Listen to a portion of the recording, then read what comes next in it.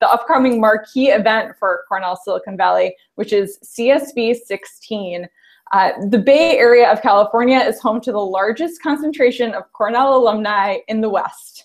Many of these alumni, as well as parents and friends of the university, work in fields of technology and entrepreneurship that the world defines as Silicon Valley, of course.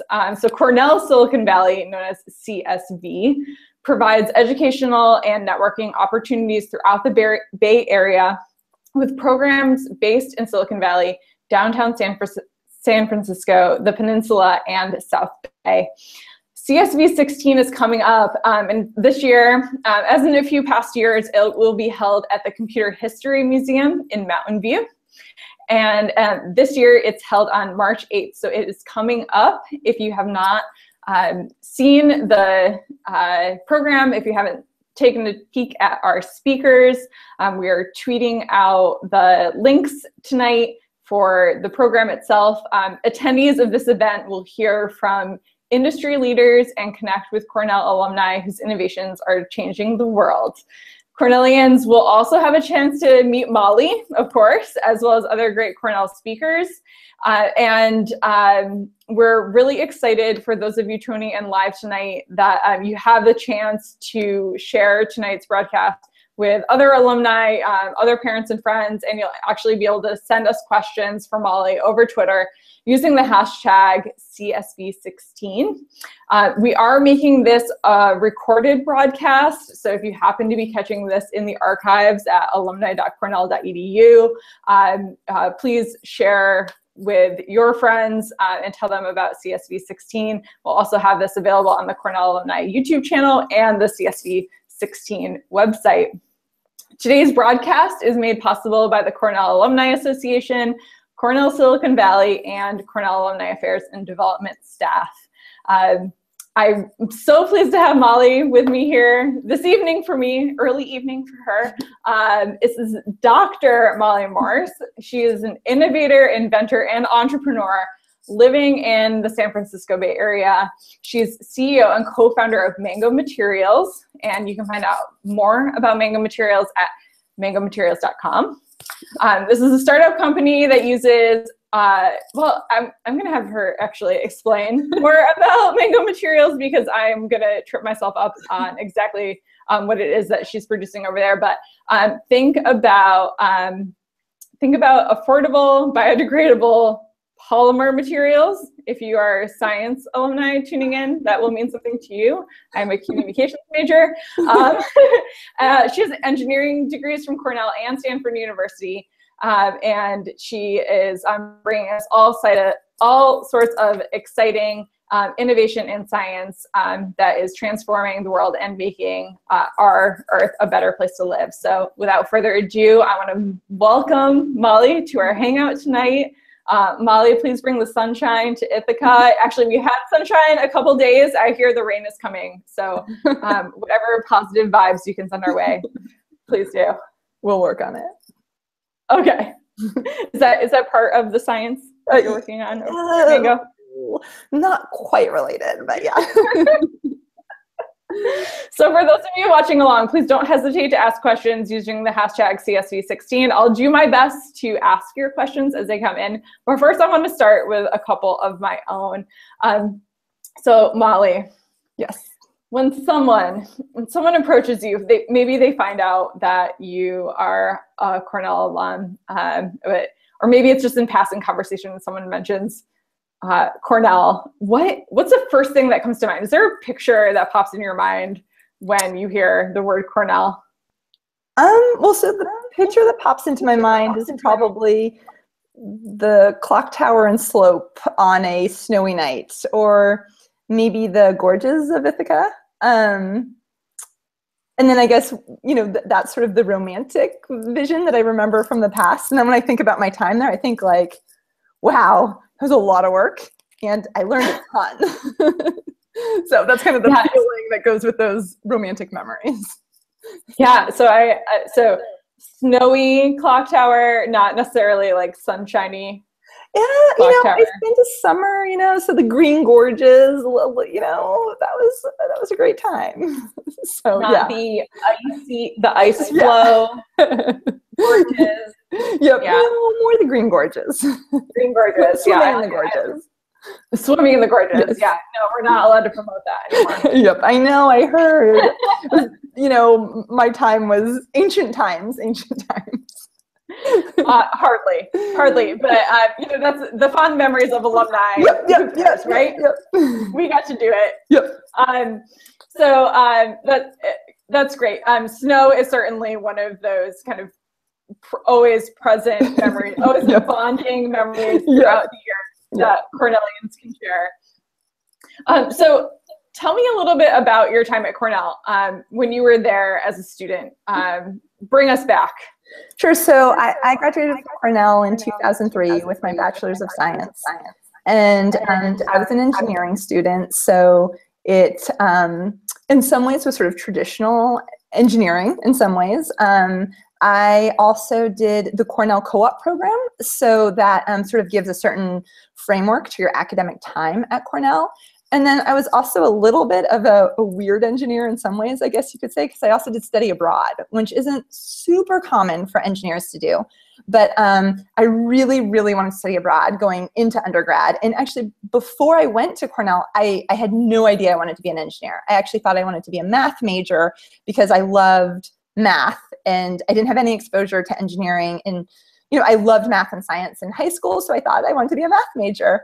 And it was literally my first couple days at Cornell when I realized that math there as a math major is very theoretical, and I was way more interested in applied. So went the engineering route, which makes it a little more tricky to do study abroad. But I went in and talked to different folks in the advising office. I was like, I want to do study abroad, and I was able to do study abroad at the University of New South Wales in Sydney, Australia. So so it was a little bit of an experience. So I guess bring me back a little bit to what brought you to Cornell then. Certainly I can imagine a strong science, engineering background, being attracted to Cornell, but yeah, you would have thought, actually, like looking back on it, if I told my story, you would have thought I looked at all engineering schools and then chose Cornell for very specific reasons. One would have thought that. But actually, I'm from the San Francisco Bay Area. My dad grew up in Berkeley, near where I grew up. My grandfather was actually a Berkeley professor. Actually, coincidentally went to Cornell and met my grandmother undergrad at Cornell, but I wasn't really close to them, so I didn't even really know that when I applied to Cornell. But my grandfather was a Berkeley professor. I grew up very San Francisco Bay Area focused. So I was like, I think I want to spend the rest of my life in the San Francisco Bay Area. So I need to get out before I do that. So let me figure out what's as different as possible from the San Francisco Bay Area. So, I wasn't positive on what I wanted to study. So I thought math, but I thought, I might want to do something more liberal arts based. So I was actually originally in College of Arts and Sciences at Cornell and then transferred into engineering. But I wanted to go somewhere with lots of good programs and lots of different things and something really different from what I was used to. And Cornell met all of that. Yeah, and I'm sure picking a big school with a lot of options. Yes, exactly. Great options. Great options, exactly. So was it terrifying for your parents then to send you across the country as a teenager? My parents were a little unconventional, so yeah, they were okay with it actually. They're just like, okay, that's what you want to do, cool. My parents have always been fairly hands off with my education and my career, so so they're just like, okay, cool. Great. We like those kinds of Cornell parents. More power to them. Yeah. So tell me, so your course of study then. So you came in. It sounds like you found some really great advising along the way that brought you to engineering. But what exactly did you get? What did you get into academically? And then I do want to pick your brain a little bit about study abroad. But academically, what do you remember being maybe the classes or the professors that still stick with you?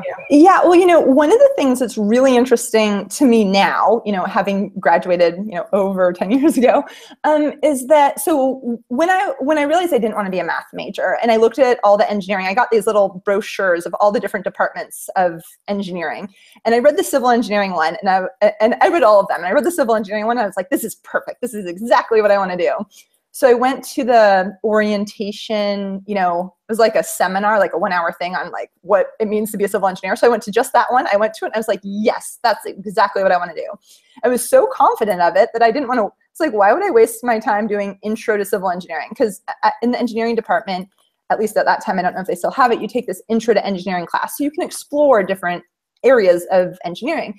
And I was so certain that I wanted to be a civil engineer. I was like, I don't want to waste, a flexible class on that. So I actually took Intro to Engineering Entrepreneurship. And looking back on it now, it's interesting to me because especially in my graduate career, entrepreneurship wasn't something that I was deeply involved with. I was actually part of the Cornell Entrepreneurship Organization when I was at Cornell, after I took that Intro to Engineering Entrepreneurship. But that was something that I think later on, which I can talk about how I ended up where I am in my career, but I ended up going to grad school. It was sort of one big, windy road and sort of one big accident. But, the fact that I'd taken that entrepreneurship class is something that, although I don't remember the details of, it definitely has stuck with me. I guess I've maybe always been too confident in my next decision making because I took some classes in undergrad, something like, I took, as an engineer, I had to take fluid mechanics. I had to take a ton of math, a ton of physics, a ton of all these classes. And I was like, fluid dynamics, when will I ever need that again? Like after I finished the class, completely recycled them. Of course, engineering economics as well, same thing. Like love the class, took it, recycled everything. Oh, I wish I kept those notes. I would use those notes today if I still had them. And it was one of those things, I got an excellent education and a huge diversity of subjects. And I was like, won't need this again. Who knew, what turns life would take? So, yeah. Very fascinating. So tell me a little bit about the study abroad passion, because actually, I think you're on mute. Something. You on mute? Can you hear me? Yeah. Can you hear me okay now? Yeah, I can. Thanks. Okay. So tell me a little bit about this study abroad passion that you have, because it seemed like a strong driving force, even going into the engineering program, knowing it would be a challenge. Yep. Something that you wanted to pursue. Exactly. Yeah. So that was actually one of the reasons I was excited about Cornell, was because there was a very active study abroad program there. It was something that was really important to me in an undergraduate institution. When I was looking at colleges, I wasn't looking specifically at engineering.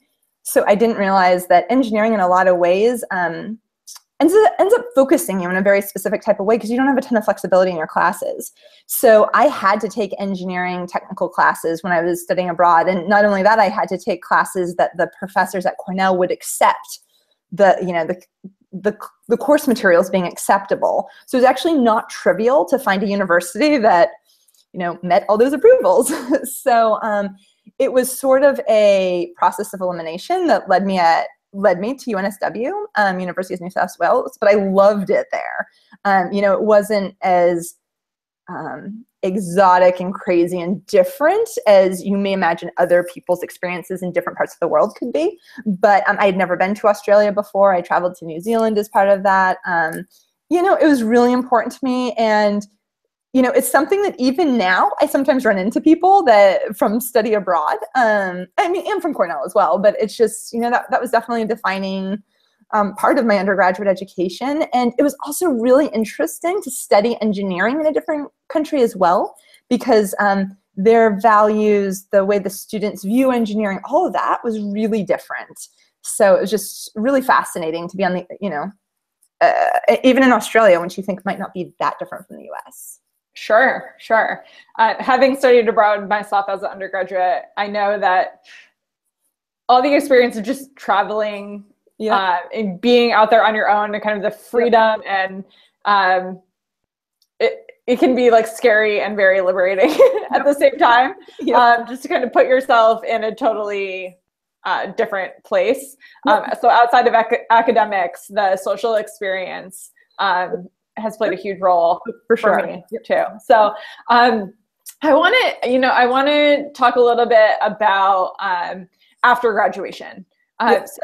So many Cornellians have, such a strong bond, even if it's the simple things that, over the generations, you can bond about the weather, you can bond about the beautiful landscapes at Cornell. But once you get thrown out into the real world, I still find that there are, defining characteristics that of your experience at Cornell that prepare you for these next steps. But I'm so interested to hear, what happened to Molly after graduation? Professionally or socially or both? Well, I'm interested in both, but let's talk about moving on to the master's degree, okay. And how you decided to make the step from Cornell to the next professional. Yeah, for sure. So when I was at Cornell, I did the co-op program. Right. So I had worked for 8 or 9 months, however long that program was. And I did a lot of work surveying and structural analysis of underground structures and like cool stuff that I loved. But I thought, I think I might want to be able to do something. That's the right way to say this. Not like higher level, but I'm like, I think I might want to just get more education in this area. So I actually interned for a structural engineering company called Clausen Structural Engineering in the San Francisco Bay Area, which I loved. I was like, I could spend the rest of my life doing this. But I'd already applied for the Master's of Science program at Stanford and been accepted. So I was like, you know what? They'll have to pay me more if I have a master's. I'll just go get my 1-year Master's of Science from Stanford, and then I'll come back and work here forever, and it'll be great because I'll have a master's. So I went to Stanford for my 1-year master's, and while I was there, I happened to write a paper on the need for environmentally friendly building materials. This is something that actually my interest in this started actually in Australia, because they looked at things in more of an environmental aspect than my classes at Cornell. So something I was interested in. And so I wrote a paper on the need for environmentally friendly building materials, mainly for the construction industry. And a professor at Stanford happened to read the paper and said, I'm really interested in this. Any chance you want to stay at Stanford? I have a fully funded position. You could stay, get your PhD, and I'll pay you. And this was never my plan, sort of a big accident. And I said, this was 2004-ish. I was like, oh, cool, fully funded position. Sure, I'll stay and get my PhD. So yeah, that's how I ended up going to Stanford Graduate School. Hard to turn down that offer, yeah. Especially when it's something so targeted at yes. what you're already working on, yep. right? Exactly. Beautiful. So tell me a little bit about post-academic life, now getting thrown into the throngs of the real world. I think, when it was also an accident. Also an accident. Yeah. Well, not being thrown into the real world, but what I do now. So my PhD work involved environmentally friendly building materials for the construction application. So we were looking at materials that could substitute plywood. So we were looking at biocomposites, and biocomposites are it's a plywood substitute where you have natural fibers like hemp or jute or something like that, and then you add a glue to hold the natural fibers together. So you can, I did a lot of work studying soybean oil-based glues or cellulose acetate-based glues. And one of the glues we became very interested in is called PHA, polyhydroxyalkanoids. Anyway, it's naturally made by bacteria, and the way it is conventionally made is by feeding bacteria sugar. And it has amazing properties, works really well, but it's generally kind of expensive compared to the other materials we were looking at. So we had a joint partnership with the Department of Environmental Engineering at Stanford, and sort of this idea came up that, well, instead of using sugar to feed bacteria, you could feed methane to bacteria, and maybe there's bacteria that are naturally present that could naturally produce this PHA by being fed methane. And not only that, turns out PHAs, polyhydroxyalkanoids, can biodegrade in environments, many environments, like the oceans or home compost, but also environments where no oxygen is present. And where no oxygen is present, biodegradation forms methane. So you can have this complete closed loop cycle. So this was the idea we had at Stanford, over 10 years ago. To fast forward 10 years, yes, this does work. It works very economically. It works very well. We wrote patents and got them granted. I ended up graduating from Stanford with my PhD, and I thought, well, I'm a nerdy technical person. I will do nerdy technical things. So I consulted in the engineering space, actually for a venture capital company, looking at technologies and evaluating them. And during this process, became re-exposed to entrepreneurship. I saw these people starting companies with lots of ideas, and I realized, that thing we did at Stanford, like, we know that really works, sure, really small scale, and we don't know, can you use waste methane, like dirty methane from landfills? Can it work at larger scales? Can it work economically? We didn't know any of that, but we had some fundamental scientific proof that this could work. So decided that we would incorporate a company based off of this. And so after consulting, ended up incorporating Mango Materials, and this was in 2010. So for the past 5 years, I've been CEO and co-founder of Mango Materials. So yeah, one big accident. One big accident. And it seems, it doesn't seem totally by accident, but it seems like these kinds of, one research project led to another, one hunch led to another, one opportunity led to another. Yep. So all very sequential. So serendipitous. We'll call it serendipitous. Yes, that sounds good. So I'm curious. So now you're back out on the West Coast. Yep. I know that there's, I know working with alumni from Cornell that the highest concentration of our alumni are actually on the East Coast in New York City. But tell me a little bit about your connection to other Cornellians. And are you staying in touch with other alumni, and how closely are you? So, I am married to somebody I met at Cornell. So I do see him when I'm not traveling fairly regularly. Yeah, actually. You lured him to the West Coast, or was I did. He's from New Jersey originally, and now he's a full-blown Californian. Nice. Good work. Yeah, mission accomplished on that one. So I have that connection there, and then we have a group of friends that we've known from our Cornell days that we get together about once or twice a year, generally at someone's wedding, or someone's having a baby. Like one of those. Now it's more people having babies than getting married, although a couple weddings have happened recently. So we'll have events like that. That's from my friends from my Cornell days. I've actually I work with one Cornellian from that I did not know at Cornell, but coincidentally he went to Cornell as well, and he's at Mango Materials. So it's wonderful to have him. We'll occasionally reminisce about Cornell days, and I do think that just from having the Cornell education, we have a similar sort of like mindset or bond that we enjoy keeping up. And I was just telling him today he needs to come to this event next week so we can reminisce about Cornell together. I've gone to some of the Cornell Valley events, and actually when I was starting Mango Materials, I went to a ton of them, like how to start a startup, how to get funding, like all of that. I went to all those Cornell related events. Great. So tell me, what was the last time you visited Ithaca? Oh, I had to look this up. I think it was for my brother's graduation in May 2009. So not only did your parents let you go east. Yes, my brother went as well.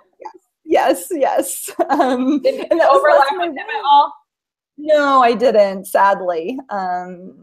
He's 5 years younger than me. But okay. So I went for his graduation, and that was a great time. I need an excuse to go again sometime soon.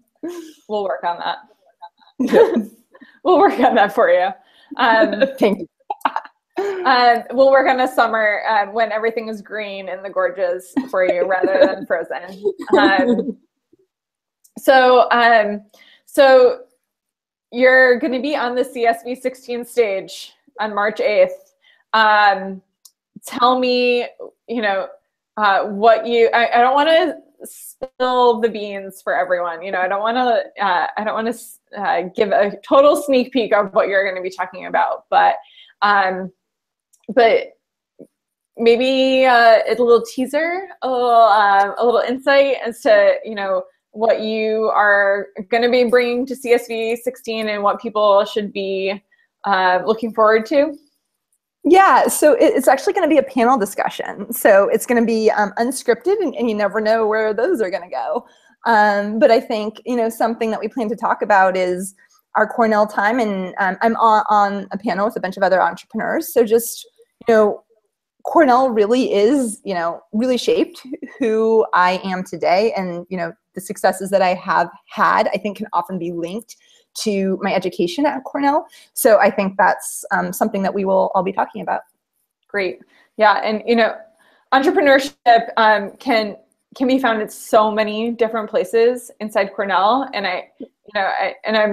I'm thinking of the prospective students that are out there and, you know, might have a one-track mind of, I need to find an entrepreneurship program because I know I have ideas and I'm an inventor, or I want to be an entrepreneur when I graduate, but it's such a unique place at Cornell that you can really find entrepreneurships in so many, in every college, in every school. For sure. Yep.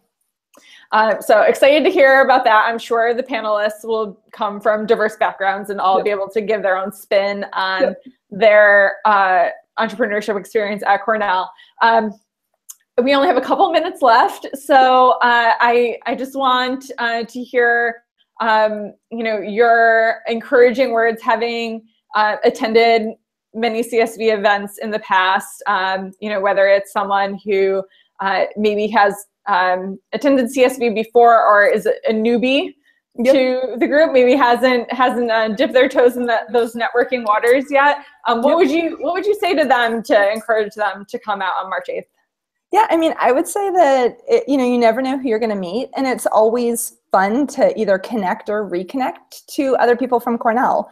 And, you know, if it's someone who's interested in the university potentially for the future, it's a really good exposure to be able to, you know, hear some stories and even just kind of feel the vibes of what it's like. And then if, you know, it is an alumni, or, you know, who maybe hasn't been to an event like this in a while, it's really fun. It's such, you know, a unique time in our lives that even if it was at different eras, shall we say, you know, we all have sort of this similar theme that I think can really help connect each other. And, you know, a lot of alumni have really different career paths. And I think that's something we can really respect about each other, but also learn from each other as well.